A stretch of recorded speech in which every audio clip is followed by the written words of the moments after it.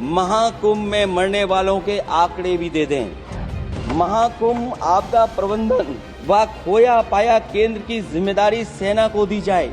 महाकुंभ हादसे के लिए जिम्मेदार लोगों पर घोर दंडात्मक कार्रवाई हो। जिन्होंने सच छिपाया है उनको दंडित किया जाए। हमारे उत्तर प्रदेश के मुख्यमंत्री जी ने शोक नहीं प्रकट किया था।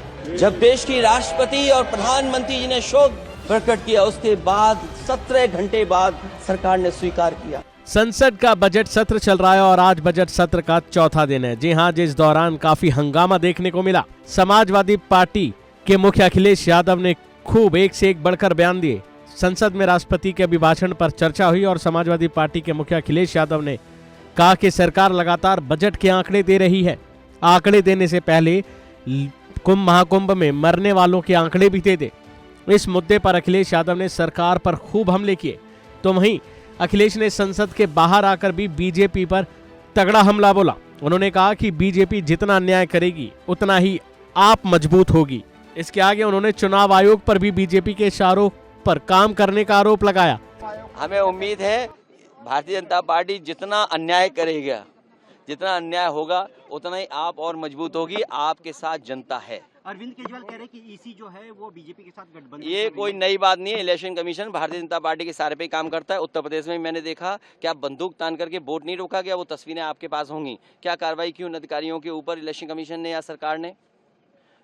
इलेक्शन कमीशन और भारतीय जनता पार्टी की कोशिश ये थी कि लोग वोट डालने न जाएं और अयोध्या में भी यही होगा। इसीलिए जात के आधार पर अधिकारी पोस्ट हो रहे हैं। जो अरविंद केजरीवाल जी कह रहे हैं, आरोप लगा रहे हैं, वो सच है। Bharatiya Janata party election commission से मिलकर के अन्याय करती है। अब आपको दिखाते हैं कि संसद में अखिलेश यादव ने महाकुंभ को लेकर सरकार को किस तरह से घेरा। देखिए। देश के परम अभिभावक होने के नाते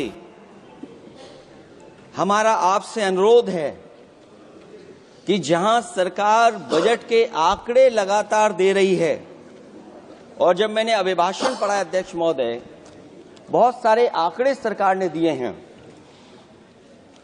आंकड़े देने से पहले महाकुंभ में मरने वालों के आंकड़े भी दे दें। महाकुंभ की व्यवस्था के बारे में स्पष्टीकरण देने के लिए मेरी मांग है अध्यक्ष महोदय, सर्वदलीय बैठक बुलाई जानी चाहिए। महाकुंभ आपदा प्रबंधन व खोया पाया केंद्र की जिम्मेदारी सेना को दी जाए।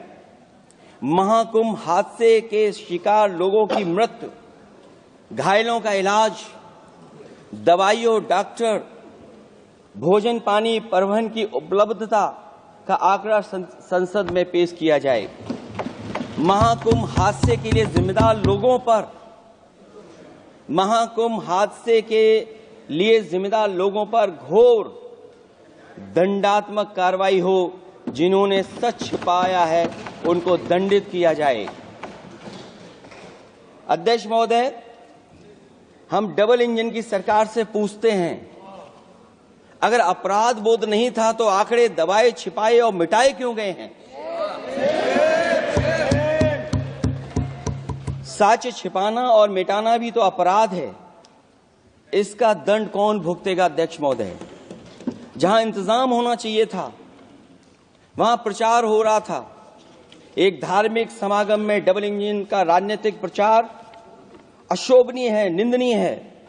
इतने बड़े हादसे के बाद कम से कम अब तो वो होर्डिंग उतरवा देना चाहिए।